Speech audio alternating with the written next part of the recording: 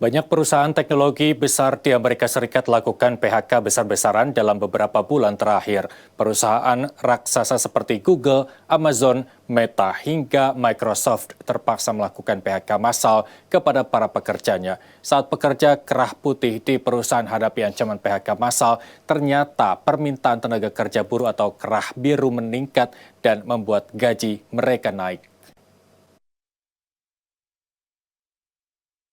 As far as any leaks go, we need to take a lot of pictures today. Alec masih berusia 29 tahun dan telah banting setir dari karirnya di industri keuangan ke bisnis perbaikan pipa keluarganya di Brooklyn, New York.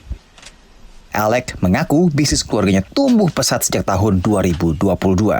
I am looking to hire. I actively look to hire. I interview once a week. Every Wednesday we conduct interviews. Hal yang dialami Alec mengingatkan adanya kesenjangan antara bisnis kerah biru alias pekerjaan manual dengan perusahaan kerah putih alias pekerjaan kantoran.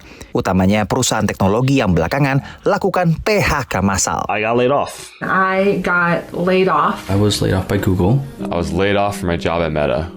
Bulan Januari 2023 misalnya, Google mem-PHK 12.000 pekerjanya. Meta kurangi 11.000 pekerja di bulan November, dan Microsoft kurangi 10.000 pekerjanya. PHK massal serupa juga terjadi di berbagai perusahaan teknologi lainnya di Amerika Serikat. Now what we're experiencing is, we've got to cut the fat.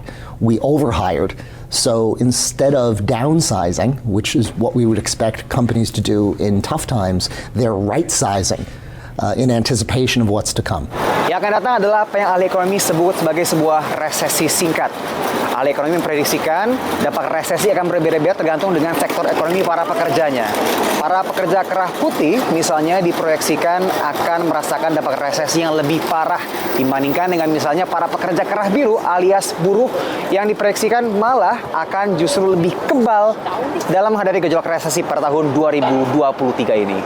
Alasannya karena ada kesenjangan antara jumlah buruh dibandingkan dengan permintaan pasar, sehingga menaikkan nilai gaji buruh di sektor ekonomi ini. As long as there's a shortage in workers, we should expect to see wages increasing. Menurut ahli, berkurangnya tenaga kerja kerah biru juga akibat pergeseran budaya kerja saat ini. I think the problem that we run into is that we've gotten into this habit of saying it's important to go to college, it's important to go to college, it's important to go to college, instead of saying it's important to learn a skill. Pemilik bisnis seperti Alec mengaku khawatir terhadap ketahanan bisnisnya ke depan dan merasa perlu terus beradaptasi. If our industry does not develop more technology, the younger minds aren't gonna want to be a part of it. Because our generation, the millennial generation, is run by technology. Analis memprediksikan permintaan untuk tenaga kerja kerah biru dan gaji mereka akan kembali pada titik normal saat ekonomi melambat. Meski demikian, perusahaan teknologi kecil bisa aji mumpung dengan merekrut pekerja yang ter-PHK dari perusahaan teknologi raksasa. Dari kota New York, Randy Wicaksana dan tim VOA.